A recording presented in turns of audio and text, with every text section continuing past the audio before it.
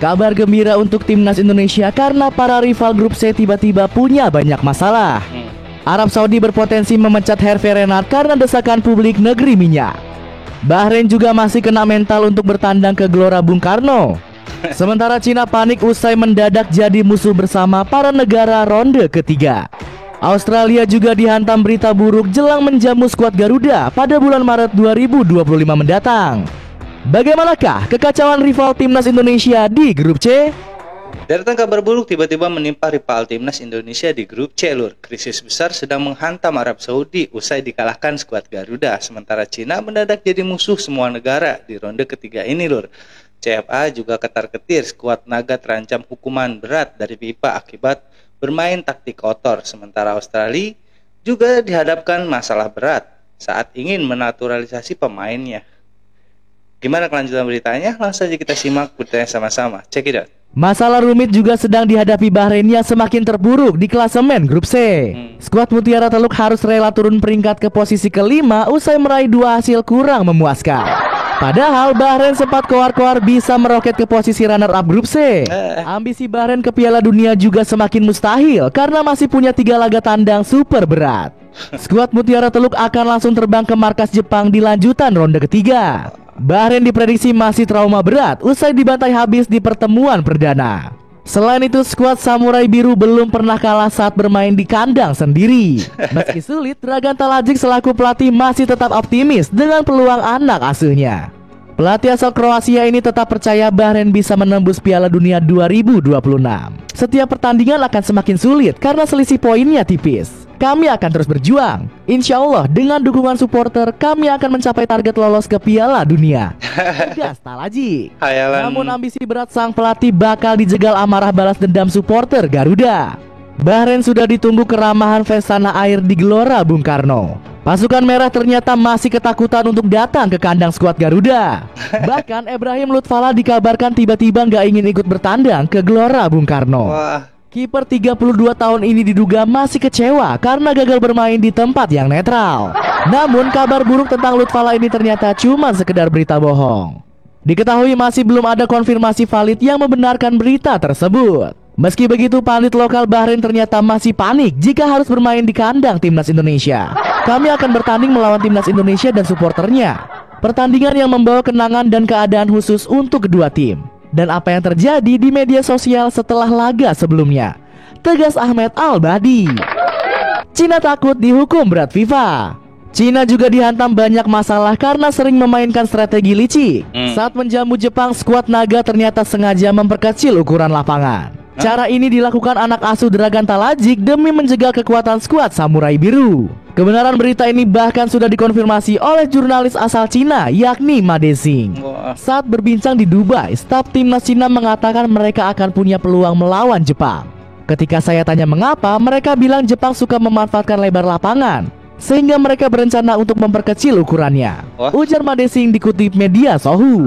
Strategi licik Cina ini terbukti berhasil karena Jepang kesulitan tampil maksimal. Skuad Samurai Biru hanya berhasil menang 1-3 di kandang pasukan negeri tirai bambu. Padahal Jepang berhasil menang bantai 5-0 kontra Cina di pertemuan perdana.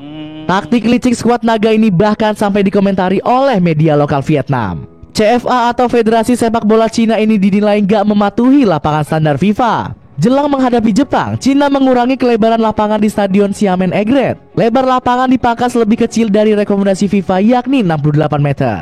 Tulis VN Express. Namun media Vietnam juga menyorot strategi ini sukses meredam ganasnya para winger Jepang. Jepang yang bermain dengan formasi 3-4-3 sangat bergantung dengan pemain yang cepat dan punya teknik tinggi seperti Keito Nakamura, Takumi Minamino, Junya Ito, dan Takefusa Kubo. Lapangan yang lebih sempit bikin Jepang kesulitan menyerang dari sayap. Tambah VN Express. Luar biasa loh, kecurangan-curangan negara-negara lain untuk memperoleh tiket ke Piala Dunia itu sangatlah masif loh ya. Rugi bagi kita negara-negara yang dicurangi oleh mereka. Mereka menghalalkan segala cara untuk mendapatkan tiket ke Piala Dunia. Sedangkan kita berjuang untuk mendapatkan tiket ke Piala Dunia itu dengan keras keringat lur ya, dengan strategi dan juga kemampuan sepak bolaan kita sendiri tanpa harus mencurangi lawan atau lawan atau negara lawan kita lur ya, tapi mereka menghalalkan segala cara. Seperti Bahrain, Cina ini nggak lazim untuk ditiru lur ya. Sebenarnya ini sangatlah memalukan untuk negara mereka sendiri, bukan suatu kebanggaan ya. Kita lanjut. Cina akhirnya terkena karma akibat ketagihan memakai cara kotor saat menghadapi lawannya. Ketika menjamu Jepang, supporter Cina kompak menyoraki lagu kebangsaan Kimigayo. Padahal para pemain Jepang sangat menghayati nyanyian yang sudah dikumandangkan sejak 1870 ini. Sontak Hajime Moriyasu langsung murka dengan aksi tercela supporter tuan rumah.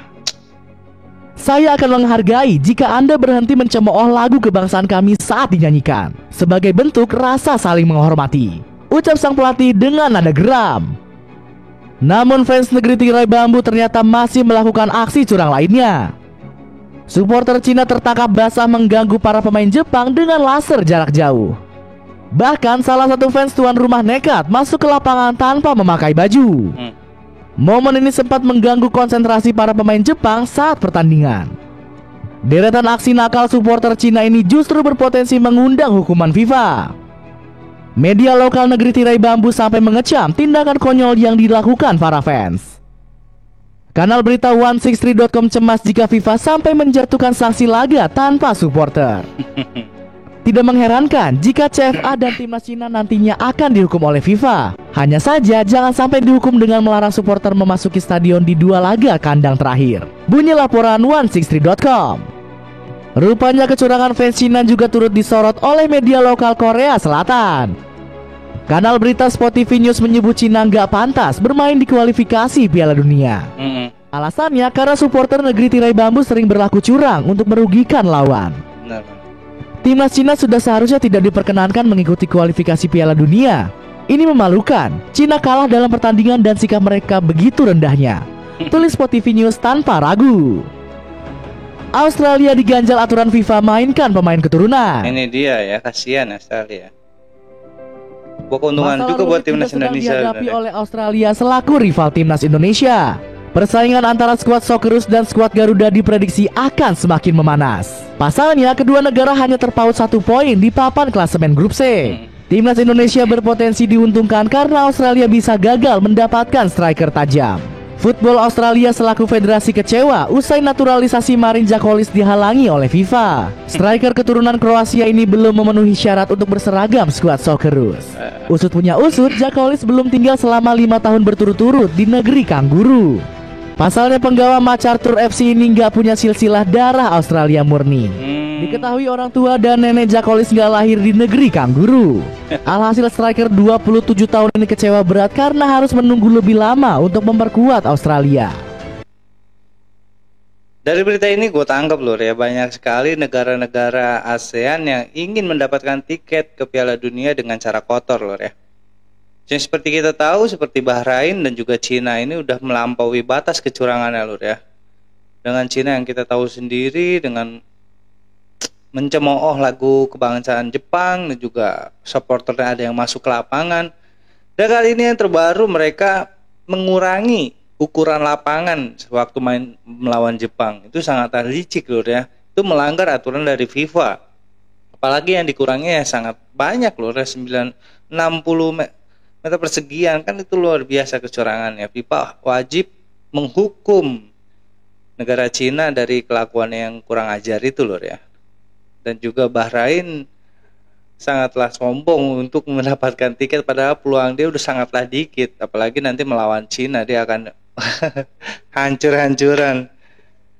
Itu juga dengan Australia, rival kita yang kita sebut agak-agak berat juga lur. Alhamdulillah tidak memakai pemain naturalisasi yang sangatlah tajam di depan. Penyerang Australia ini tidak diizinkan oleh FIFA untuk dinaturalisasi karena memang belum 5 tahun tinggal di Australia. Itu suatu keuntungan juga buat Indonesia lur ya. Gimana pendapat kalian dengan video ini lur? Tulis komentar. Jadi nanti kita bahas sama-sama. Sekian reaction dari gua kali ini. Kurang lebih gua minta maaf. Assalamualaikum warahmatullahi wabarakatuh.